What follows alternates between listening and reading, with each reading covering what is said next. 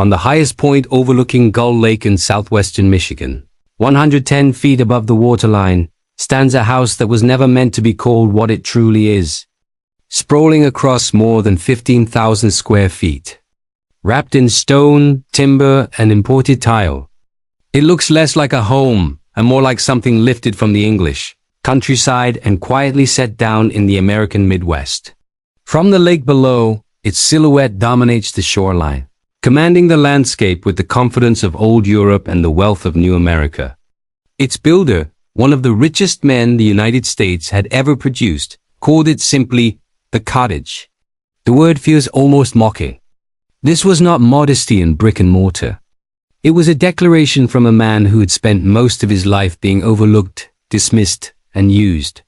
At last he had built something that could not be ignored. By the time this house rose above Gull Lake in the mid-1920s, its owner was already a legend.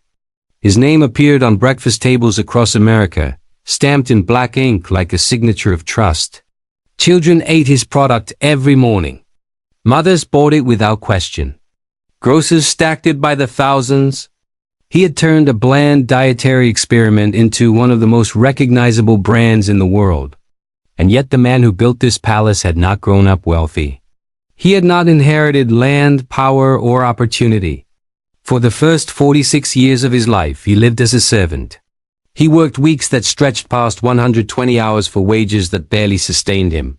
He took dictation wherever his employer happened to be, even when that employer was seated on the toilet. He ran beside a bicycle, notebook in hand, recording fleeting thoughts as if they were scripture. The man who treated him this way was not a stranger or a distant tycoon. It was his own brother. This house by the lake was built after everything changed. In 1906, the invisible bookkeeper finally stepped out of the shadows. He severed himself from a lifetime of subordination and founded his own company. What followed was one of the most dramatic reversals of fortune in American business history. The servant became the master. The ignored younger brother became a titan of industry. His company would soon produce more than 120,000 boxes of cereal every single day. His wealth grew beyond anything he had once dared imagine. And with that wealth came the urge to finally claim space in the world, to build something permanent, something undeniable, something that said he had arrived. He chose Gull Lake deliberately. Just 15 miles from Battle Creek, close enough to his past to haunt him, but far enough away to feel free. The property sat at the highest elevation overlooking the water. 32 acres. 1,600 feet of private shoreline. From the very beginning, nothing about this project was restrained. He hired one of the most respected architectural firms in Michigan and demanded a house that looked ancient, as if it had stood for centuries. The result was a neo-Tudor manor, complete with half-timbered walls, stucco panels, leaded glass windows, and heraldic shields that caught the morning light. Imported roof tiles crowned the structure, and terracotta chimney finials pierced the sky like punctuation marks on a long, unfinished sentence. But the house was only the beginning. The land itself was transformed into a carefully curated estate. A Dutch windmill rose from the grounds, not because it was needed, but because it completed the illusion. A greenhouse produced roses, citrus fruits, and flowers year-round, supplying fresh arrangements for the house every single day. A boathouse anchored the shoreline. A pagoda added an unexpected, almost whimsical contrast to the rigid English aesthetic. When landscapers suggested planting saplings that would mature over time, the owner refused. He was already in his 60s. He had waited long enough. Fully grown trees were transplanted instead, hauled in at enormous expense so the estate would appear complete immediately. Patience was a luxury he no longer believed in. This place was not built for show alone. It was built as a reckoning. A man who had spent decades watching others enjoy comfort and admiration had finally claimed both for himself. His brother had lived in prestige while he balanced ledgers in silence.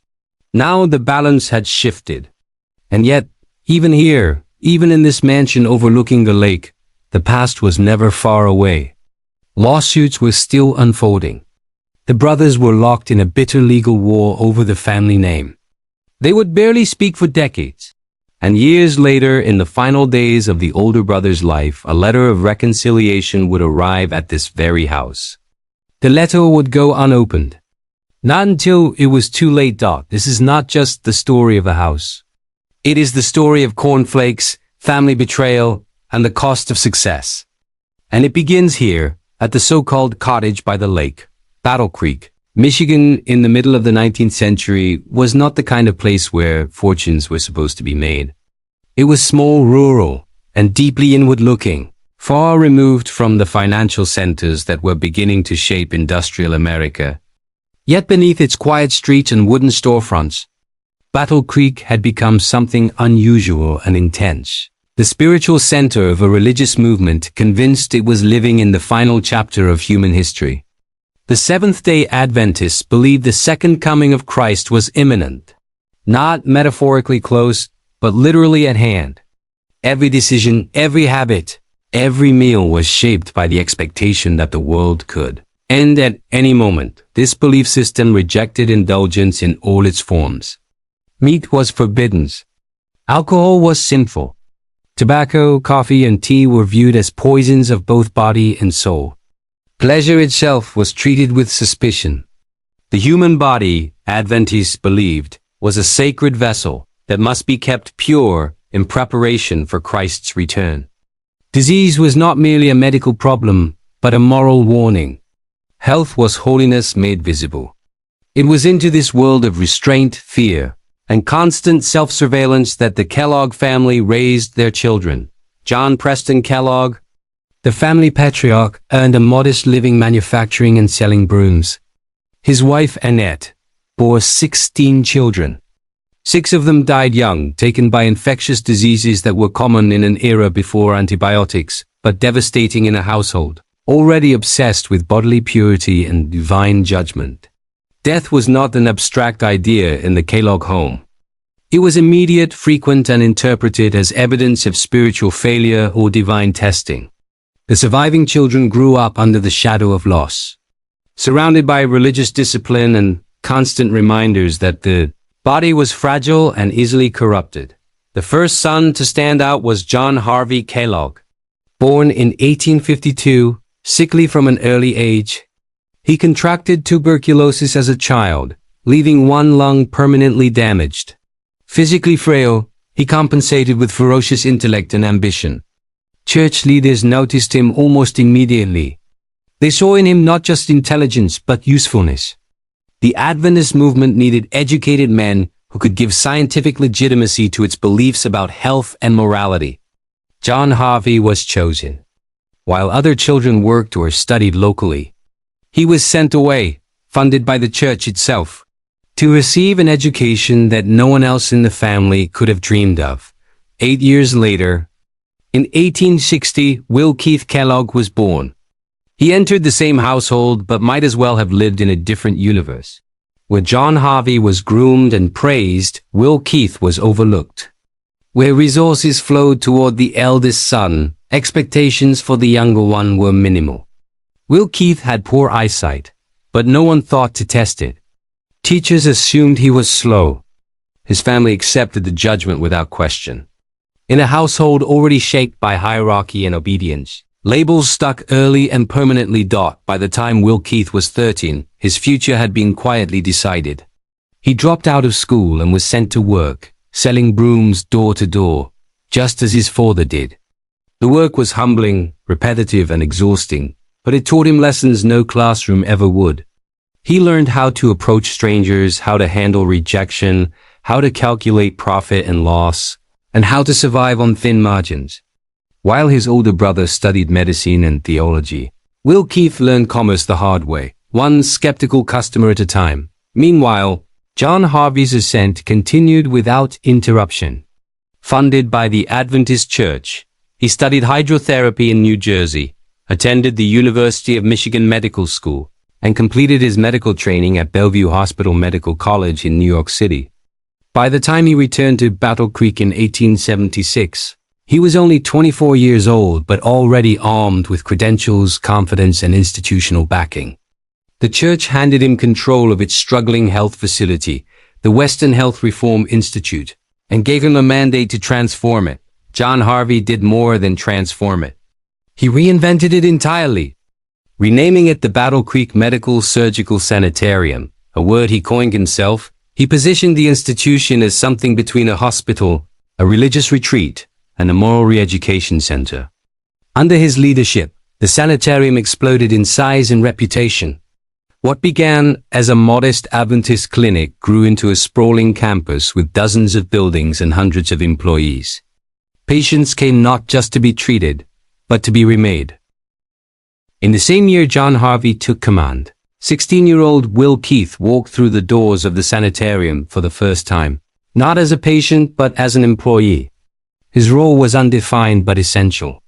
He kept the books, managed correspondence, scheduled appointments, ordered supplies, and handled administrative tasks that allowed the institution to function smoothly. It was unglamorous work, invisible work, but the entire operation depended on it. And it placed Will Keith directly under the authority of his older brother. The dynamic between them was never equal. John Harvey was the doctor, the visionary, the public face. Will Keith was the assistant, the clerk, the subordinate. From the beginning, the relationship was rigidly hierarchical. Will Keith was required to address his brother as Dr. Kellogg, never as John, never as brother. The title was not optional. It was a reminder, repeated daily, of who commanded and who obeyed. As the sanitarium grew, so did John Harvey's ego. He cultivated a distinctive image, always dressed in white, often accompanied by a white cockatoo perched on his shoulder. He lectured constantly, wrote books, and attracted the attention of America's elite. Presidents, industrialists, inventors, and celebrities came to Battle Creek seeking health, discipline, and absolution. The sanitarium became a place where power rested and reset itself, away from public scrutiny. Behind the scenes, Will Keith worked relentlessly. His days began before dawn and ended long after midnight. He worked 7 days a week. Vacations did not exist. Privacy did not exist. His brother expected total availability, and Will Keith gave it. When John Harvey rode his bicycle around the grounds, Will Keith ran alongside, notebook in hand, recording any thought the doctor deemed important. When John Harvey used the bathroom, Will Keith stood nearby taking dictation. Time, in John Harvey's world, was too valuable to waste, and his younger brother was the tool that ensured none of it was lost. For years, Will Keith endured this treatment without protest.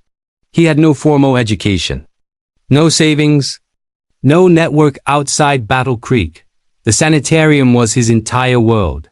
He believed, or perhaps convinced himself, that loyalty would eventually be rewarded. But as the decades passed, the imbalance only deepened. John Harvey's fame grew. His books sold internationally. His reputation as America's foremost health reformer became unassailable. And yet the institution's finances, the systems that allowed it to operate, remained entirely in Will Keith's hands. What John Harvey never truly understood was that his brother was learning. While managing the sanitarium's complex operations, Will Keith absorbed lessons about scale, production, logistics, and efficiency. He watched food products developed for patients become popular beyond the institution's walls. He saw former associates, including C.W. Post, leave Battle Creek and build fortunes selling packaged foods inspired by sanitarium ideas. Others were getting rich. He was not daunted by the early 20th century. Battle Creek had become a strange paradox. A town founded on religious restraint was now the epicenter of a booming health food industry. Factories appeared. Brands multiplied. Money flowed. And at the center of it all stood two brothers bound by blood, divided by power, and unknowingly approaching a breaking point. The world that made the Kellogg brothers was one of faith, fear, discipline, and hierarchy. It rewarded obedience, punished deviation, and elevated those who could cloak control in moral authority. John Harvey thrived in it.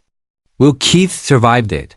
And for nearly 3 decades, that imbalance defined everything that followed. But the same world that taught Will Keith submission also taught him endurance. And endurance quietly was turning into something else. By the time the Battle Creek Sanitarium entered the new century, The Kellogg brothers were no longer simply siblings working under the same roof. They had become symbols of two radically different paths forged from the same origin. John Harvey Kellogg stood at the center of public attention, celebrated as a prophet of health and moral reform. Will Keith Kellogg moved through the same corridors unnoticed, his labor invisible but indispensable. Their shared surname masked a widening gulf in power, recognition, and self-worth, one that would eventually tear them apart. John Harvey's authority rested on more than his medical degree. He believed himself chosen, not merely educated. The Adventist Church had elevated him early, reinforcing his conviction that his intellect and discipline placed him above ordinary men. At the sanitarium, his word was final. His theories, however extreme, were treated as gospel. Patients submitted to rigid routines of diet, exercise, and treatment, convinced that obedience would cleanse both body and soul. The institution revolved entirely around his personality, his obsessions, and his relentless drive to control every detail of human behavior. Will Keith existed in the shadows of this world. Officially, he was an administrator. In practice, he was the engine that kept everything moving. He handled payroll for hundreds of employees, negotiated with suppliers, managed correspondence that arrived by the sackful, and ensured that the complex machinery of the sanitarium never stopped. He knew where every dollar came from and where it went. He understood the fragile balance between ideology and economics that allowed the institution to survive. Yet none of this translated into status. In public, he remained unnamed. In private, he remained subordinate. The imbalance was reinforced daily through ritual and language. John Harvey insisted on formal distance, even in moments that would normally allow intimacy. Will Keith was never permitted to forget his place. He was younger, less educated, and constantly reminded of it. When guests arrived, John Harvey accepted praise. When problems arose, Will Keith solved them. The arrangement suited John Harvey perfectly. It allowed him to maintain absolute authority while delegating the burdens of administration to someone he trusted to be tireless and loyal. Over time, the difference in their lives became stark. John Harvey traveled, lectured, published, and cultivated relationships with the most powerful figures in America. He dined with presidents and industrialists, offering health advice that blended science, spirituality, and moral absolutism. His name became synonymous with wellness and reform. Will Keith rarely left Battle Creek. His world consisted of ledgers, invoices, schedules, and demands that never ceased. He did not write books. He did not lecture. He did not receive applause. Yet beneath the surface, something was shifting. While John Harvey focused on ideology, Will Keith focused on systems. He noticed which products patients requested repeatedly. He tracked which foods could be produced cheaply and stored easily. He observed how small dietary experiments inside the sanitarium could become commercial successes beyond it. The invention of Flakes cereals, initially designed as bland, digestible food for patients, revealed a truth that John Harvey failed to grasp. These products had a life outside medical doctrine. They could be marketed. They could be branded. They could make money. The brothers' differing attitudes toward money deepened the divide between them. John Harvey viewed commerce as a necessary evil, subordinate to moral purpose. He saw food as medicine and medicine as moral instruction. Profit was incidental. Will Keith, shaped by years of selling brooms and balancing accounts, understood profit as survival. He saw that without financial discipline, even the most visionary institution would collapse. His respect for money was not greed but realism. As the sanitarium expanded, the tension between vision and viability intensified.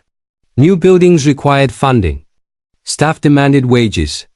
Supplies had to be purchased in bulk.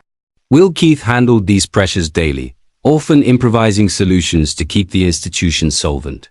John Harvey, insulated by fame and belief, pushed forward with ever more ambitious projects. The two brothers occupied the same space but lived in different realities. Their personal relationship deteriorated quietly, without confrontation. There were no dramatic arguments, no public scandals. Instead, there was erosion. Resentment accumulated in silence. Will Keith watched others profit from ideas developed at the sanitarium. Former associates left Battle Creek and built independent businesses unburdened by John Harvey's rigid control. Each success outside the institution was a reminder that opportunity existed beyond servitude. By the early 1900s, Battle Creek itself had changed. What was once a religious enclave had become a booming center of food manufacturing. Factories rose alongside churches. Brands competed for attention. The town's identity shifted from spiritual refuge to industrial hub. John Harvey continued to preach restraint, even as the world around him embraced consumption. Will Keith watched this transformation with growing clarity. He understood that the future belonged not to doctrine, but to distribution. The turning point was not a single moment, but a realization that matured over years. Will Keith saw that his loyalty had cost him more than it had given. He was approaching middle age with no savings, no recognition, and no independence. The man who had built the administrative backbone of America's most famous health institution remained a servant in all but name. His brother, meanwhile, enjoyed prestige, comfort, and unquestioned authority. Despite this, Will Keith did not act impulsively. He was cautious by nature, shaped by decades of dependency. He continued to work, to observe, to learn. He studied advertising trends. He followed the success of packaged food companies emerging across the country. He recognized that Americans did not want moral instruction with their meals. They wanted convenience, taste, and trust. He understood something fundamental that his brother never would. Ideology might inspire, but branding persuaded. John Harvey sensed none of this. Secure in his position, he underestimated his younger brother completely. To him, Will Keith was reliable but unremarkable, a tool rather than a rival. He believed their roles were fixed, ordained by ability and destiny.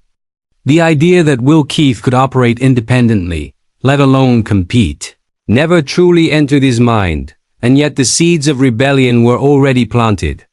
Every ledger balanced, every supply order fulfilled, every crisis quietly resolved reinforced Will Keith's confidence in his own competence.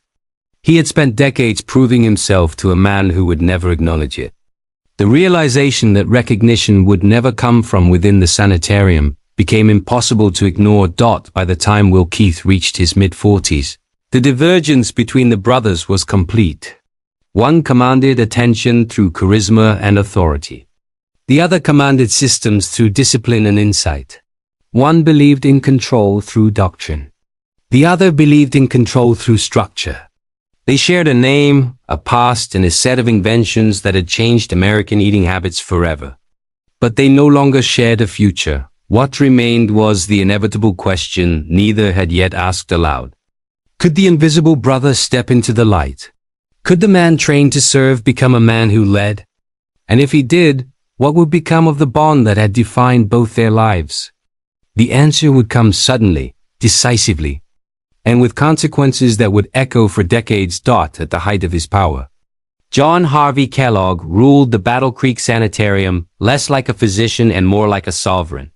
By the first decade of the 20th century, the institution had grown into one of the largest and most famous health resorts in the world, a self-contained city devoted to the regulation of the human body. Spanning more than 30 acres with dozens of buildings and hundreds of employees, the sanitarium was a monument to one man's belief that health, morality, and obedience were inseparable. Everything within its walls reflected John Harvey's convictions, and nothing escaped his supervision. He cultivated his image carefully. Always dressed in white from shoes to tie, he presented himself as the embodiment of purity.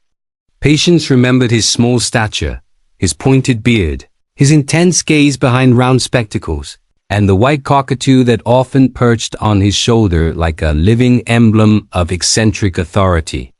He spoke with absolute confidence, rarely hedging his claims, rarely admitting uncertainty. To those who came seeking healing, this certainty was intoxicating. To those who worked beneath him, it was suffocating. The sanitarium attracted the most powerful people in America. Presidents arrived quietly, seeking restoration away from public view. Industrialists whose names defined the age submitted themselves to his routines.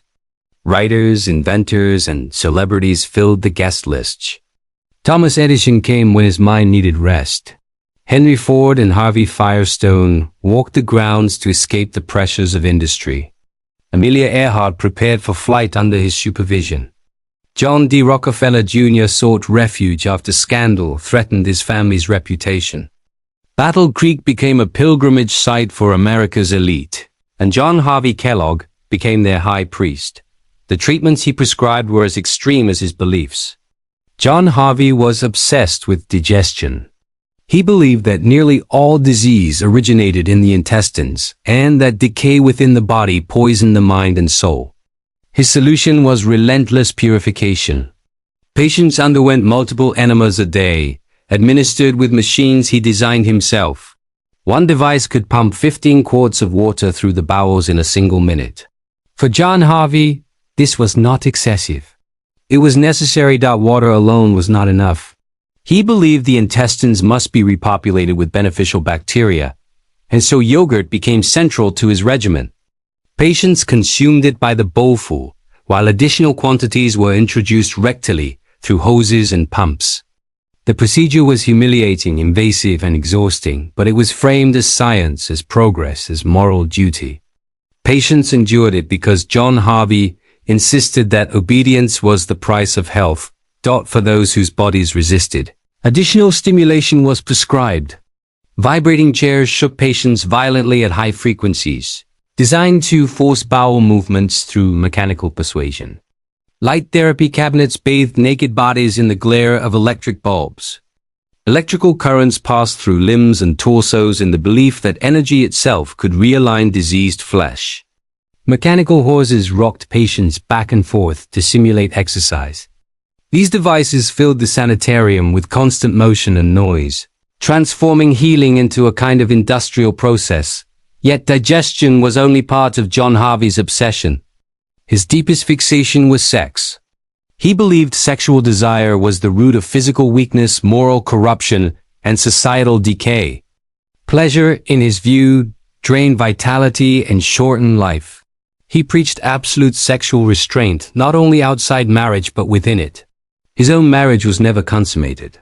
He and his wife, Ella, lived in separate bedrooms for their entire lives together.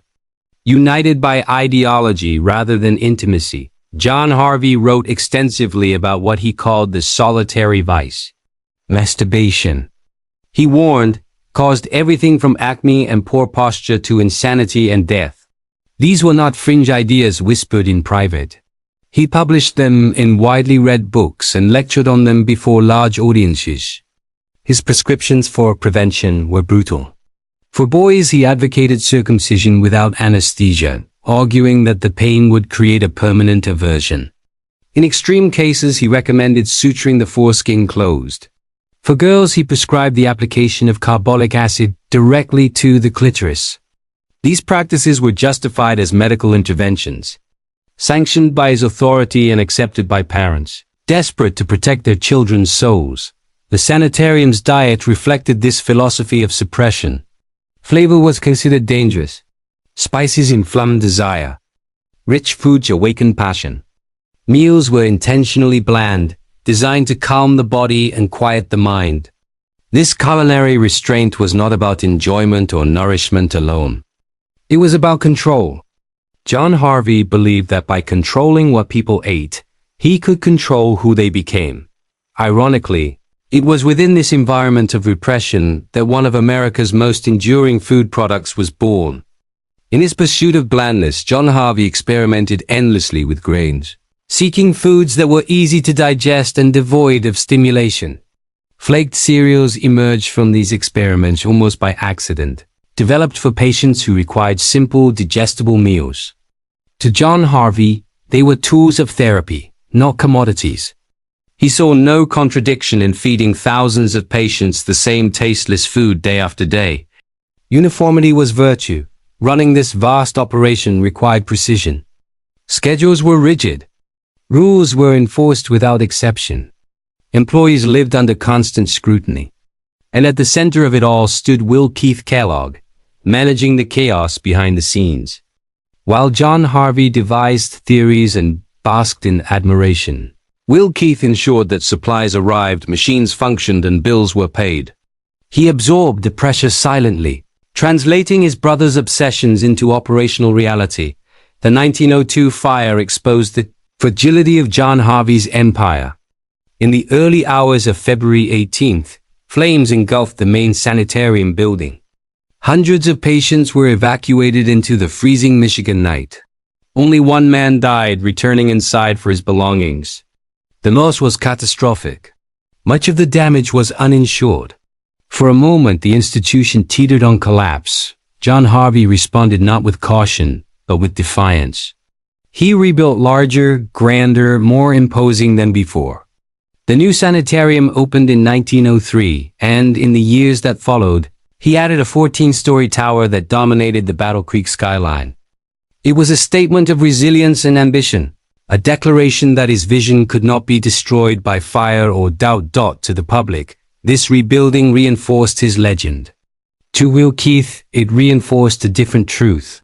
The institution survived because someone managed the finances, coordinated reconstruction, and kept operations afloat during crisis.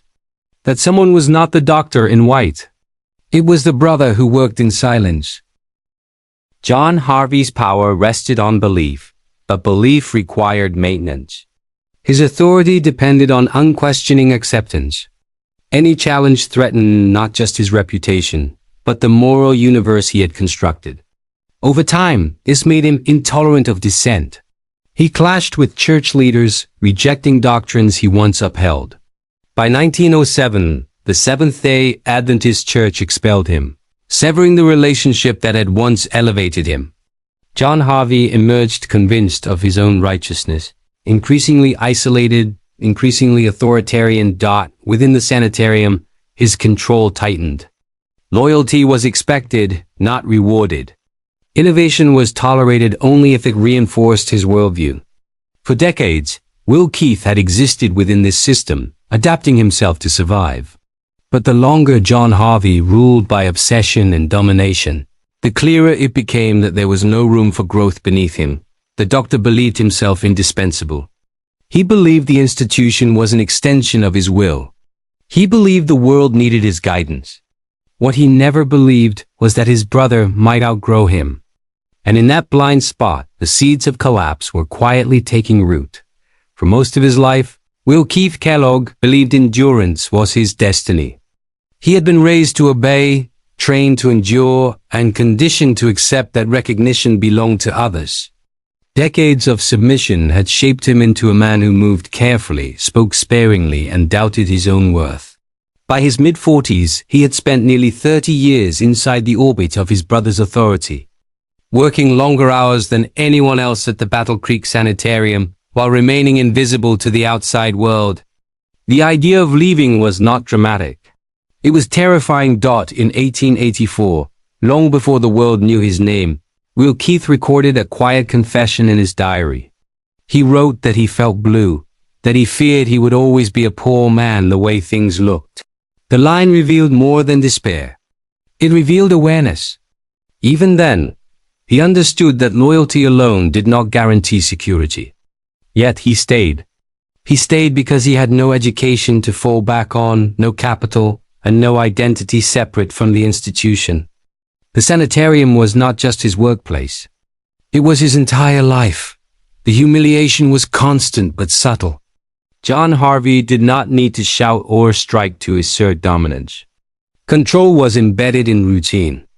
Will Keith was expected to be available at all times in all circumstances. He ran alongside his brother's bicycle, notebook in hand, recording stray thoughts as if they were commandments. He took dictation while John Harvey sat on the toilet, pen poised, pretending that this was normal. That dignity was irrelevant in the service of genius. He addressed his brother only as Dr. Kellogg, never as family.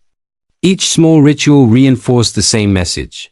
You exist to serve. What made the situation unbearable was not the workload alone, but the contrast. Will Keith watched others pass through Battle Creek and leave transformed, not by health, but by opportunity. Former sanitarium employees and associates saw potential where John Harvey saw only therapy. They took ideas developed in the kitchens and laboratories and turned them into commercial products. C.W. Post was the most glaring example. He arrived as a patient, absorbed the principles, and left to build a cereal empire that made him a millionaire. Post did in a few years what Will Keith had failed to do in decades.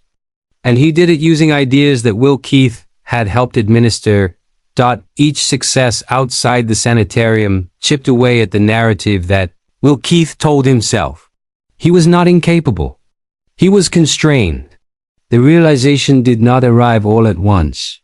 It crept in slowly, through observation and comparison. He saw that John Harvey dismissed commerce not because it was immoral, but because it required compromise. Branding required taste. Advertising required exaggeration. Profit required appeal to desire. All of this contradicted John Harvey's worldview. But it aligned perfectly with Will Keith's understanding of the world beyond. Battle Creek. The turn of the 20th century intensified these tensions. America was changing rapidly. Urbanization, mass production, and national advertising were reshaping daily life. Packaged foods were becoming staples in households across the country. Breakfast, once a cooked meal prepared at home, was being transformed into a commercial ritual. Will Keith watched this transformation with increasing clarity. He understood that the Flakes cereal developed at the sanitarium had potential far beyond its medical purpose. It was shelf-stable, easy to prepare, and perfectly suited to a modern lifestyle. John Harvey remained indifferent. To him, cereal was a means to an end, a dietary tool designed to suppress appetite and desire. He had no interest in refining flavor or presentation. Sugar and salt were moral failures. Marketing was manipulation.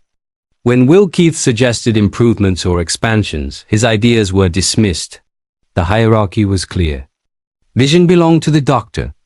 Execution belonged to the brother. By 1906, Will Keith was 46 years old. He had spent his entire adult life serving another man's vision. The prospect of starting over was daunting. Failure would mean not just financial ruin, but confirmation of every judgment that had been placed upon him since childhood. And yet the alternative was worse. To remain was to accept permanent invisibility. The decision, when it came, was quiet and final. On February 19, 1906, Will Keith founded the Battle Creek Toasted Cornflake Company. He bought out his brother's interest in the cereal business, severing the last formal tie that bound him to the sanitarium. There was no dramatic confrontation. John Harvey barely noticed. His attention was fixed on his institution, his treatments, his beliefs. Cereal was a sideline, unworthy of conflict. He allowed his younger brother to take it and return to what he considered real work. For Will Keith, the moment was seismic.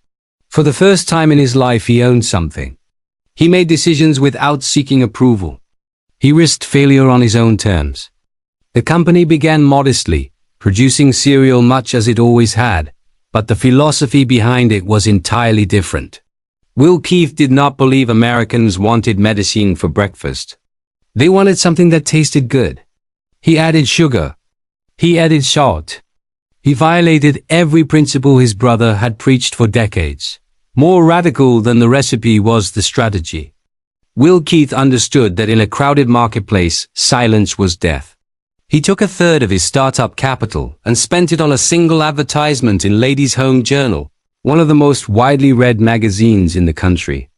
The campaign was playful, almost mischievous. Housewives were instructed to wink at their grocer and see what happened. Grocers who received a wink handed over a free sample of Kellogg's cornflakes. The response was immediate and overwhelming.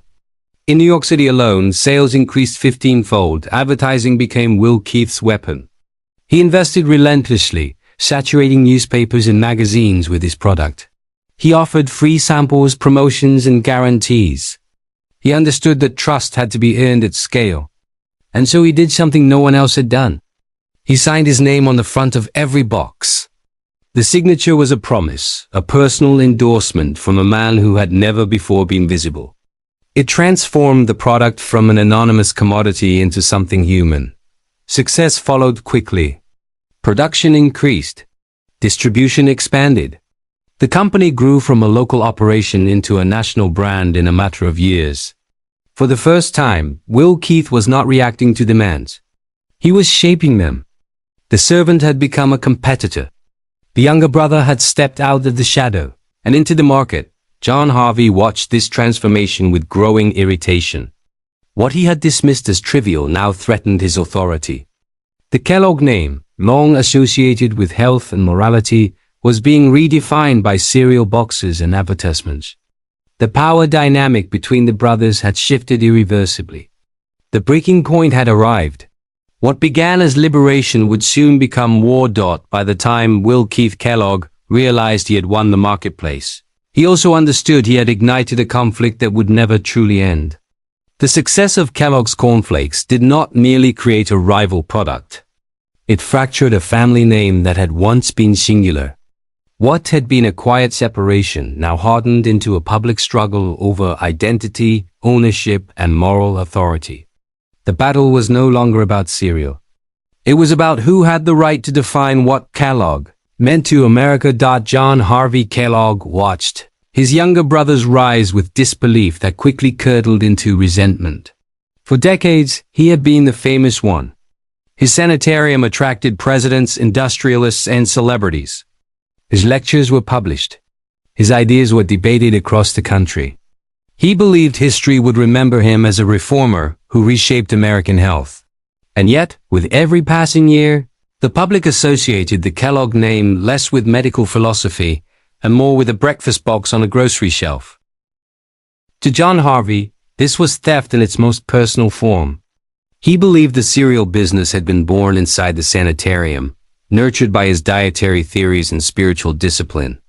In his mind, Will Keith had merely taken a byproduct of his work and profited from it by corrupting its purpose. Sugar and salt, to John Harvey, were not ingredients. They were betrayals. Advertising was not innovation. It was deception. And the signature on the box was not a promise, but an appropriation. The conflict soon moved from private grievance to legal warfare.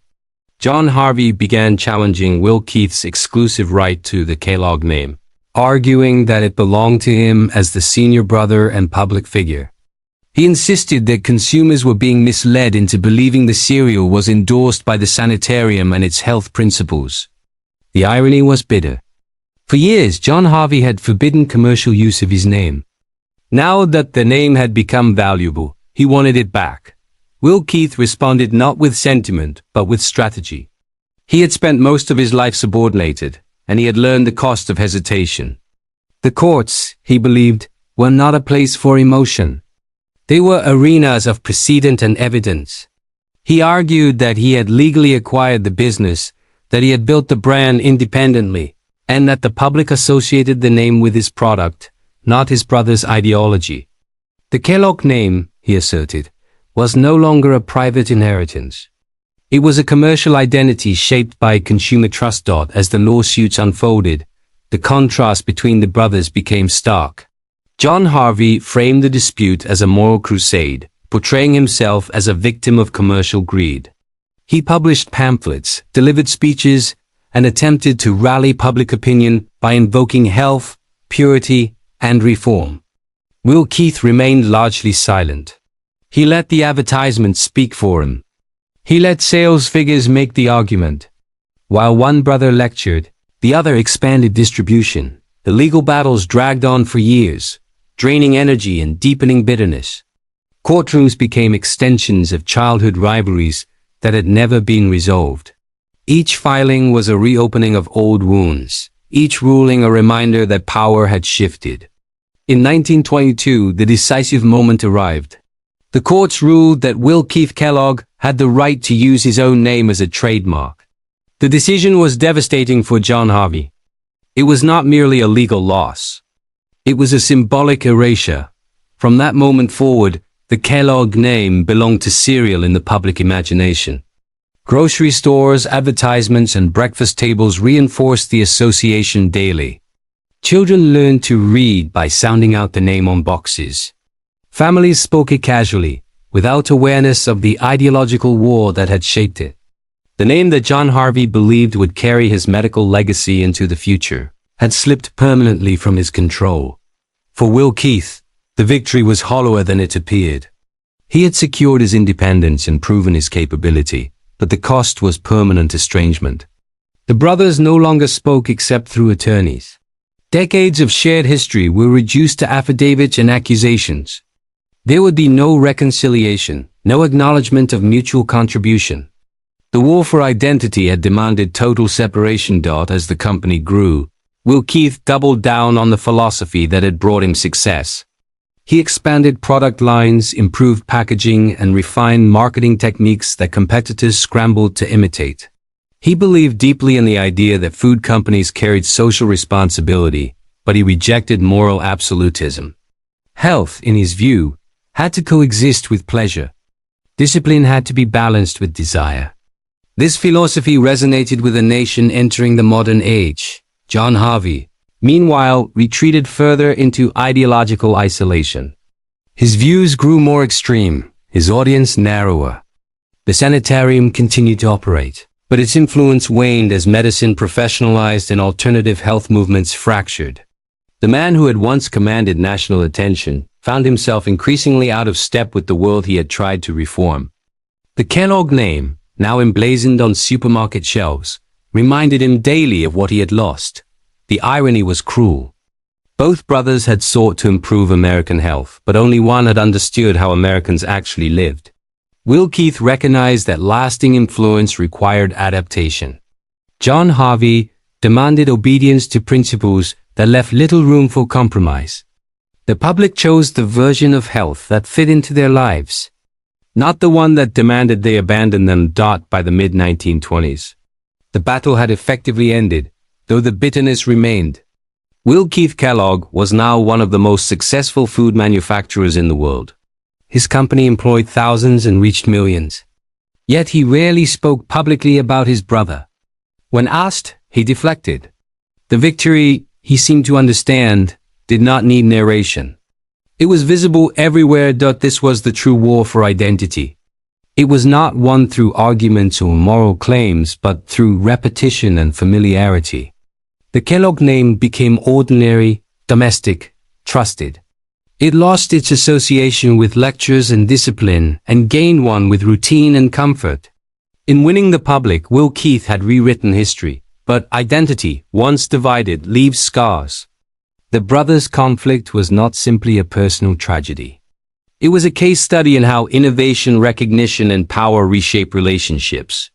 It showed how ideas born in collaboration can turn corrosive when ownership is contested. And it revealed a truth that echoes far beyond Battle Creek. Legacy is not preserved by intention alone. It is claimed by those who understand the moment and seize it. By the end of this chapter, one brother had secured his place in everyday life, while the other faded into footnotes and forgotten philosophies. The war was over. The name had chosen its owner. But the cost of that victory would continue to surface in ways neither brother could fully control. With the war for the Kellogg name effectively settled, Will Keith Kellogg entered a phase of life that few biographies linger on, but which reveals more about power than triumph ever could. Victory did not bring rest. It brought responsibility, scale, and an entirely new kind of isolation. The boy who had once doubted he would ever escape poverty now presided over a corporation that fed millions each morning. Factories expanded across Battle Creek, their smokestacks rising like monuments to a man who had learned late in life how to command rather than comply. Yet for all its outward success, this period was marked not by celebration, but by discipline bordering on austerity. Will Keith structured his days with near-military precision. He arrived early, reviewed production numbers personally, and expected the same rigor from those beneath him. Having spent decades under absolute control, he now replicated aspects of that system, though with a crucial difference. Authority in his world was transactional. Loyalty was rewarded. Initiative was encouraged. He did not demand reverence, only results. To employees he was distant but fair, a man who valued efficiency over charisma. To competitors, he was relentless. The breakfast table had become a battlefield, And Will Keith had no intention of surrendering ground. As the company grew, so did its reach into American culture. Kellogg's cereal was no longer just a product. It was a ritual. Advertising campaigns normalized the idea that breakfast could be poured from a box, eaten quickly and consumed daily without question. This transformation reshaped domestic life, especially for women, who were the primary targets of marketing. Convenience became synonymous with care. Nutrition became something purchased rather than prepared. Will Keith understood the cultural shift he was engineering, even if he rarely spoke of it in those terms. Despite his wealth, he lived simply. Unlike the industrial titans of his era, he built no sprawling personal estate, hosted no extravagant parties, and indulged in few luxuries. His habits reflected a man who had internalized scarcity long after it ceased to be relevant. Money to Will Keith was not a symbol of status. It was a tool, and tools in his mind existed to be used. That philosophy would soon find its most consequential expression. In the early 1920s, as his fortune multiplied, Will Keith began to confront a question that had lingered quietly since his break from his brother. What was all of this for? He had no children. His personal relationships were limited, often strained by his intensity and privacy. The company consumed most of his energy, but he knew corporations outlive their founders in ways individuals cannot control. Legacy, once stolen from him, now needed direction. Unlike John Harvey, whose reformist zeal had narrowed with time, Will Keith's worldview expanded. He became increasingly interested in education, nutrition science, and global health, not as ideology, but as infrastructure. He believed progress was built through systems that empowered rather than dictated. This belief culminated in one of the most dramatic acts of philanthropy in American history. In 1930, at the height of the Great Depression, Will Keith transferred the majority of his wealth into the Kellogg Foundation. The timing was deliberate. As banks failed and unemployment soared, he redirected capital away from private accumulation and toward public benefit. The foundation focused on children's health, education, and community development, particularly in underserved populations. Milk programs for school children became a flagship initiative, addressing malnutrition at a scale few governments could match. To Will Keith, this was not charity. It was investment in stability. The foundation also represented something more personal. It was a rejection of the zero-sum thinking that had defined his relationship with his brother. Where John Harvey had sought control through doctrine, Will Keith sought impact through distribution. He did not require his name to be spoken with reverence. He required results. In this way, philanthropy became both an extension of his business philosophy and a quiet rebuttal to the moral absolutism he had escaped. Yet even as he gave away his fortune, the past lingered. The estrangement from John Harvey was total. There were no letters, no visits, no reconciliation.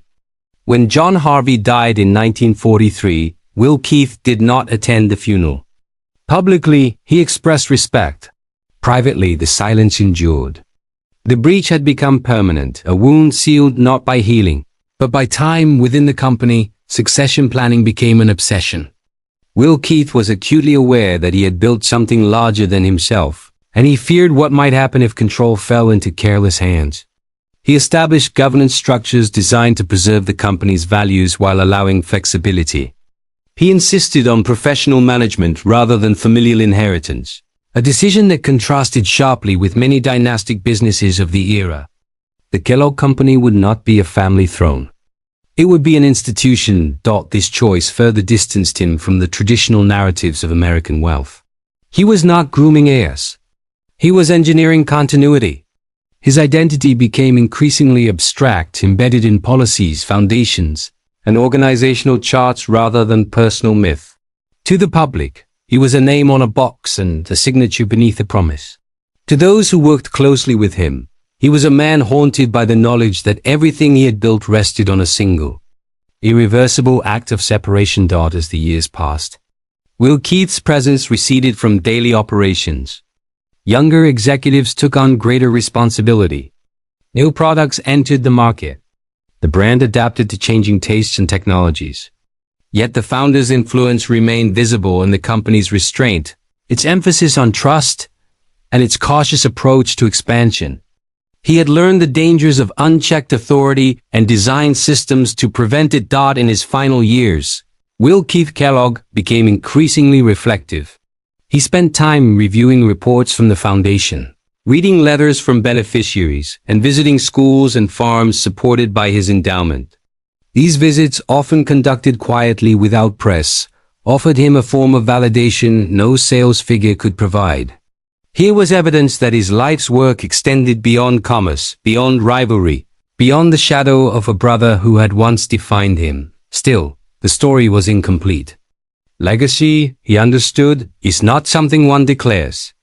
It is something others assemble after you are gone. The Kellogg name would continue to evoke breakfast, childhood routine, and trust. Few would know the cost at which that familiarity was purchased.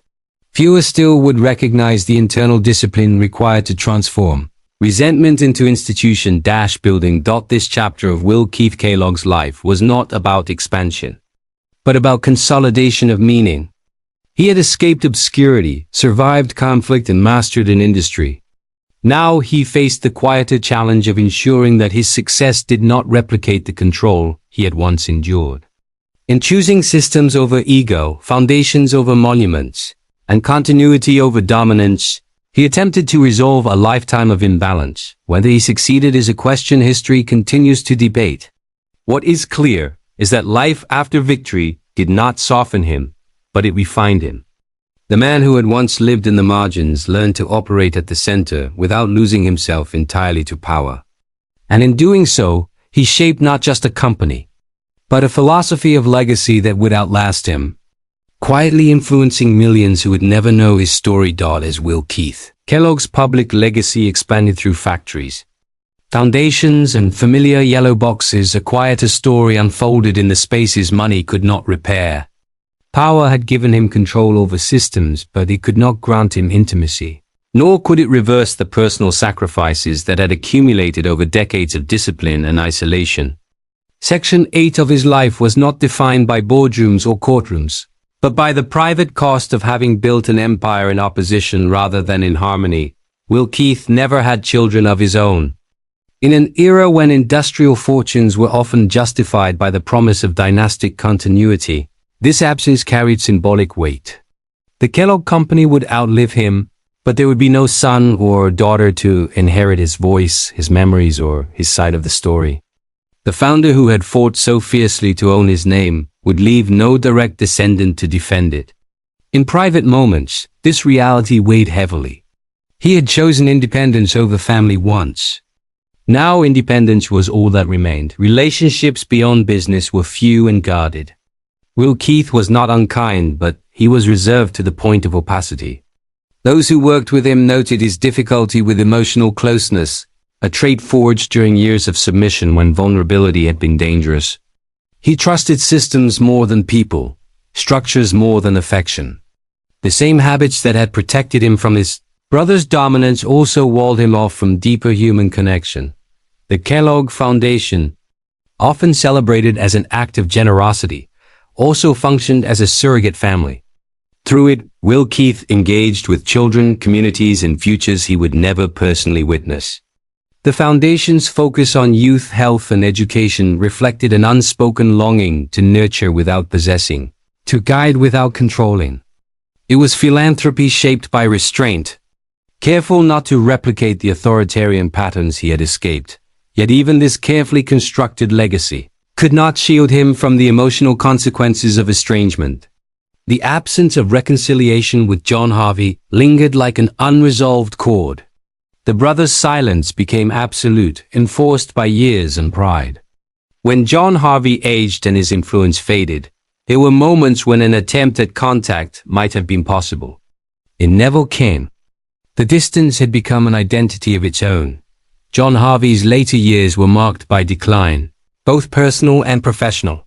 His ideas, once radical and influential, increasingly appeared rigid and extreme. Medical science moved on. Cultural norms shifted. The sanitarium, though still operational, lost its central place in American consciousness. To the world, John Harvey Kellogg became a curiosity, a relic of an earlier reformist era.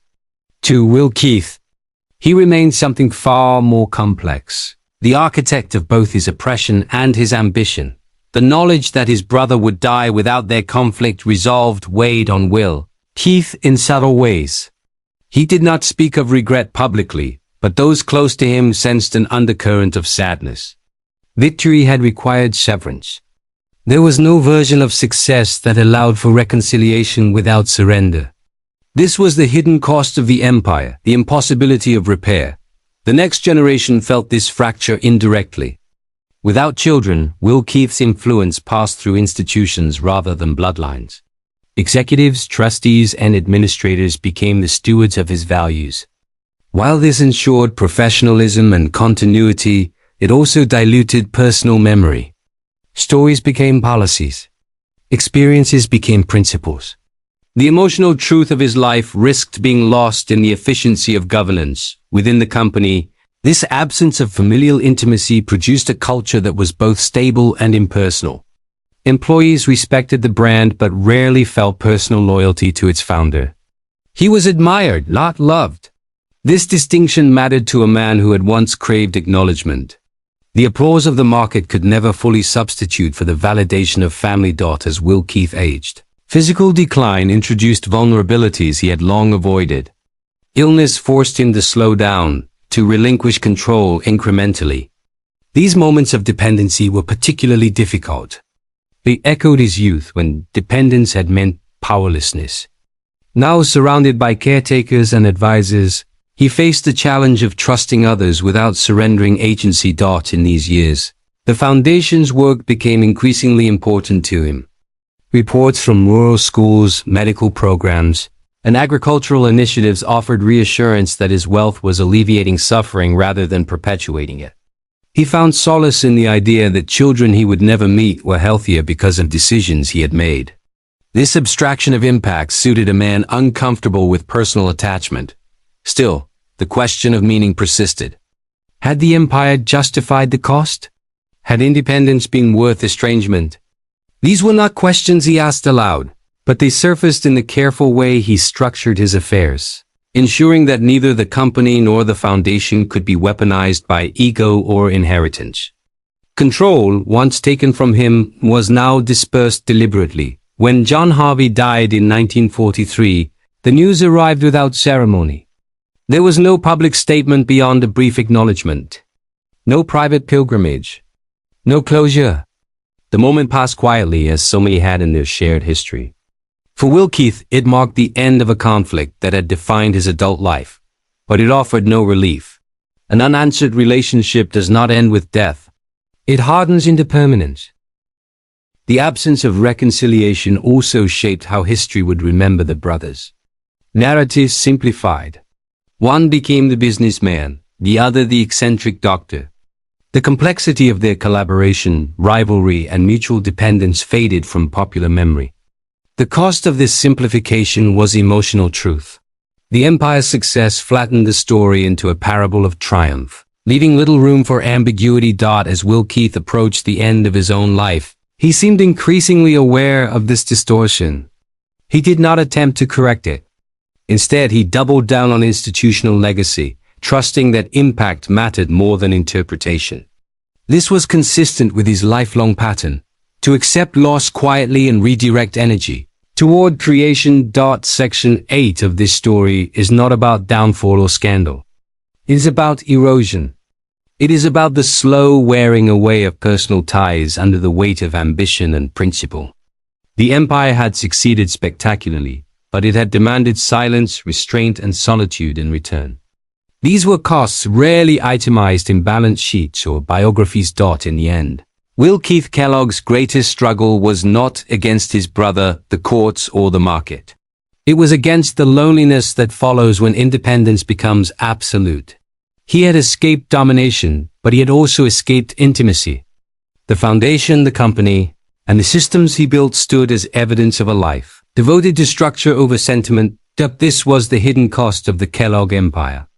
Not the lawsuits, not the rivalries, but the quiet understanding that some victories leave no room for repair, only for management.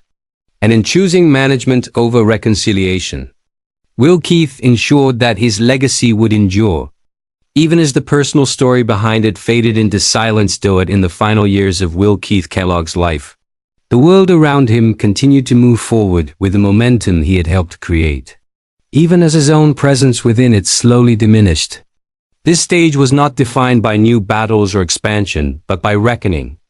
Time, which had once been his ally in patience and endurance, now pressed inward, narrowing his days and sharpening his reflections. The empire was secure, the foundation operational, the name immortalized. What remained was the question he had spent a lifetime avoiding. How would his story end? And on whose terms? Will Keith understood better than most that history favors conclusions. It looks for final gestures, symbolic acts, moments that give shape to complexity. For years, his decisive break from his brother had served as that defining moment. But as age weakened his body and narrowed his circle, he became aware that the final chapter would matter just as much. Silence, once a strategy, now risked becoming the last word. He withdrew further from public life, leaving day-to-day decisions to trusted executives and foundation leaders. His name still carried authority, but it was exercised sparingly. This withdrawal was not retreat, but preparation. He spent long hours reviewing documents, revising governance structures, and refining the safeguards that would outlive him. Every clause, every rule, reflected his fear of unchecked power. He wanted no successor to rule by personality, no institution to bend toward domination. If his life had taught him anything, it was that authority without balance corrodes everything it touches. There was, during this period, an opportunity for reconciliation that history records only faintly. Friends and intermediaries suggested that a final acknowledgement between the brothers, however minimal, might bring peace. John Harvey was gone by then, but letters could be written, records clarified, intentions preserved. Will Keith declined, not out of bitterness, but out of acceptance. The conflict had become part of the structure of his life. To revisit it now would not resolve it. It would only reopen a wound he had learned to live around. Instead, his final gestures were institutional. He ensured that the Kellogg Foundation would remain independent of the company, insulated from commercial influence. He reinforced its mission toward children, education, and nutrition, believing these causes transcended market cycles and personal ambition. This separation was deliberate. It mirrored the separation he had enforced in his own life, between emotion and action, between principle and power. As his health declined, moments of vulnerability emerged that few ever witnessed. He relied increasingly on aides and nurses, accepting assistance with the same quiet discipline that had once defined his submission. Yet this time, dependence did not strip him of dignity. He had built the systems. He had chosen the people. Control, once imposed upon him, was now something he delegated consciously. This distinction mattered deeply to him. In private reflections, he returned often to the idea of usefulness. Wealth, he believed, justified itself only through impact. He reviewed reports from the foundation not as summaries but as evidence. Numbers mattered less than outcomes. A school built, a child nourished, a community stabilized. These were the metrics that reassured him as his own physical influence waned. The company, too, continued without him. New products entered the market. Advertising evolved. Consumer tastes shifted. The Kellogg name adapted seamlessly, a testament to how thoroughly it had been embedded into daily life. This continuity brought Will Keith a restrained satisfaction. The empire no longer needed him. In a way, this was his greatest achievement. He had built something capable of existing without its creator, free from the gravitational pull of ego, yet the absence of personal closure lingered. There would be no dramatic final scene, no confession, no reconciliation that reframed the past. Will Keith seemed to accept this. He had learned early that life does not always offer resolution. Some conflicts end not with forgiveness but with endurance. His final gesture was not emotional release, but structural permanence. When he died in 1951, the response was measured and respectful. Obituaries praised his business acumen, his philanthropy, his influence on American life. They spoke of cereal, of breakfast tables, of charitable foundations. They did not speak of a young man running beside a bicycle, or of decades spent invisible, or of a brotherhood fractured beyond repair. History, once again, simplified. The absence of spectacle in his passing mirrored the restraint of his later years. There was no grand funeral designed to immortalize him. The institutions he built continued their work uninterrupted. Factories operated. Schools received funding. Children ate breakfast. This quiet continuity was, perhaps, exactly what he had intended. His life's work did not require mourning to validate it. In the aftermath, scholars and biographers began to reassess the Kellogg story. Some framed it as a classic tale of innovation triumphing over ideology. Others saw it as a study in sibling rivalry and the cost of ambition.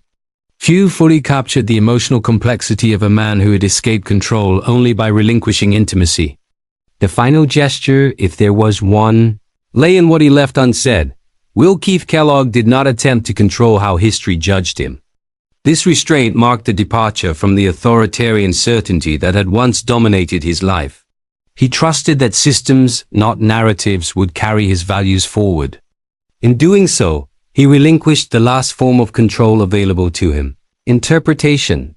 Section 9 of this story is about endings that do not announce themselves.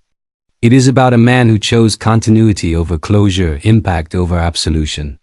The final gesture was not reconciliation, not confession, not triumph. It was endurance, extended beyond the span of a single life. As the decades passed, the Kellogg name became increasingly detached from its origins. For most people, it meant breakfast. For institutions, it meant philanthropy. For historians, it meant a turning point in American consumer culture. The personal story behind it receded into archives and footnotes, its emotional weight diluted by familiarity. Yet beneath this normalization lay a profound truth. Will Keith Kellogg had rewritten his fate, but not without cost. His final years were shaped by the knowledge that some victories demand sacrifices that cannot be undone. He accepted this not with bitterness but with resolve. The empire would stand. The foundation would endure. The conflict would remain unresolved, preserved as part of the structure that made everything else possible. In the end, his life closed not with resolution but with stability. The systems held. The name endured. The silence remained. And in that silence, the true weight of his journey settled into history, unseen but indelible, shaping lives long after the man himself was gone. The story ends where most legacies ultimately settle, not in spectacle but in absorption. Over time, Will Keith Kellogg's life was folded quietly into the fabric of everyday existence, so thoroughly that the man himself nearly disappeared behind the products, institutions, and routines he created. This final chapter is not about action, but about consequence. It is about how power, once unleashed, continues to operate long after the hand that shaped it has gone still. In the decades following his death, the Kellogg Company evolved into something far larger and more diffuse than its founder could have imagined.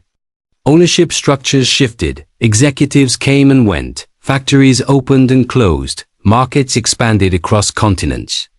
Yet the signature remained. The looping cursive of Wheat Kellogg still sat at the bottom of cereal boxes, a ghostly endorsement from a man who'd been dead for generations. For millions of consumers, the name carried no story at all. It was simply there, as ordinary and unquestioned as milk in a refrigerator. This was the ultimate irony of Will Keith Kellogg's life. He had spent decades fighting to have his name recognized, defended, legally protected, and unmistakably associated with his work. He had gone to court to secure it, severed family ties over it, and built an empire to give it meaning. And in the end, that name became so ubiquitous that it lost all personal resonance. Victory had erased its own struggle. The W.K. Kellogg Foundation, however, preserved a more direct connection to the man himself. Long after his death, it continued to channel resources into children's health, nutrition, and education, particularly in communities overlooked by economic growth. Unlike the company, the foundation did not seek visibility. Its work unfolded quietly in classrooms, clinics, and agricultural programs around the world. This discretion reflected its founder's late life. Philosophy, impact mattered more than recognition. Historians have often noted that Kellogg's philanthropy was not born from sentimentality, but from control. He structured the foundation with rigid governance rules, limits on power, and clear mission boundaries. He did not trust human nature, including his own. This distrust was hard-earned. He had lived under domination, then exercised authority, and seen both distort relationships. The foundation was his attempt to design a system immune to personal ambition. In this way, Will Keith Kellogg's true legacy was not cereal, nor even wealth, but architecture of influence. He understood that institutions outlast individuals, and that values embedded in structure endure longer than values preached aloud. His foundation became a kind of moral machine designed to operate regardless of who sat at the controls. That design choice may be the most revealing insight into who he was at the end of his life. Meanwhile, John Harvey Kellogg's legacy followed a very different trajectory.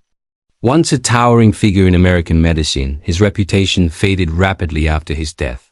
The sanitarium closed, his theories were discredited, and his more extreme beliefs became cautionary tales rather than guiding principles. Medical history remembers him not as a pioneer, but as a symbol of an era when confidence often outran evidence. The contrast between the brothers could not be sharper. One legacy expanded quietly. The other collapsed almost entirely, and yet, without John Harvey, there would have been no Will Keith Kellogg as history knows him.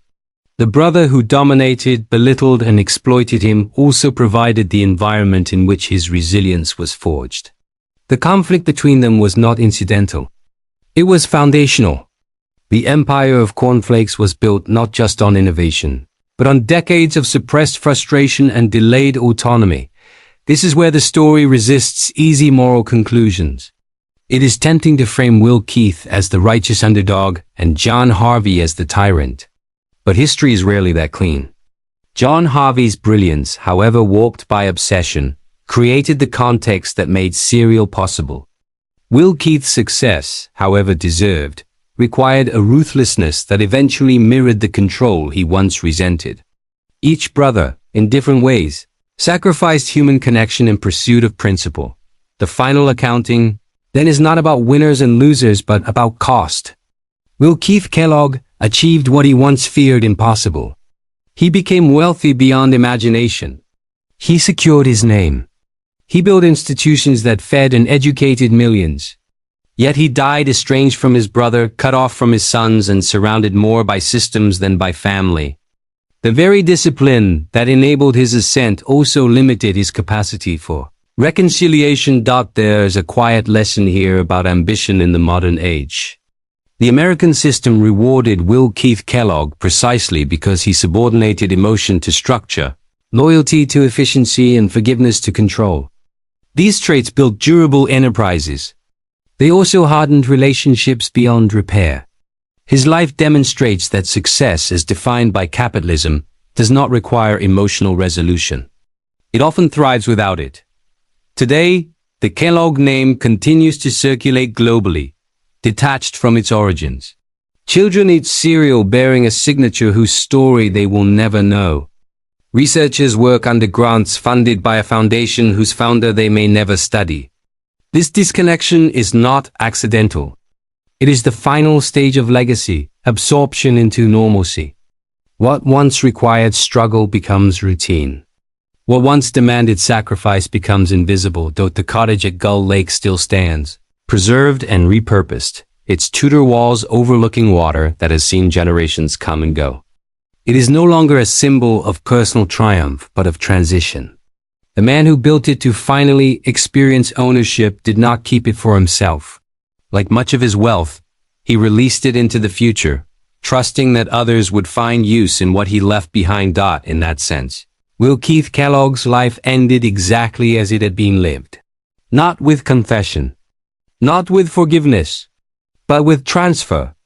Control passed from individual to institution, from struggle to stability, from memory to habit. The war between the brothers ended not through reconciliation, but through irrelevance. Time dissolved what emotion could not. The tragedy of the Kellogg story is not that the brothers never reconciled. It is that they were shaped so completely by their convictions that reconciliation became impossible. Both believed they were right. Both were in their own ways. And both paid for that certainty with isolation. As history looks back, it does not ask whether Will Keith Kellogg was happy. It asks whether he was effective. By that measure, his life was an undeniable success. But effectiveness is a narrow lens. Outside it lies the quieter truth that progress often advances on unresolved human pain, leaving behind structures that function flawlessly, while the stories that created them fade. Section 10 closes not with resolution, but with inheritance. We inherit the breakfasts, the institutions, the philanthropic frameworks. We do not inherit the resentment, the humiliation, the sleepless nights spent under another man's shadow. Those remain locked in the past, buried with the brothers who lived them, and yet their imprint remains. Every time a box is opened, every time a grant is awarded, every time a child is fed, the consequences of that fractured relationship ripple forward. The war over the Kellogg name may be over, but the system it created continues, efficient, durable, and emotionally silent. This is the final truth of the story. Will Keith Kellogg won the future, but lost the present. He built something that would last forever, but could not repair what was broken when it mattered most. The legacy stands. The letter remained unopened. And history, indifferent and enduring, carried on.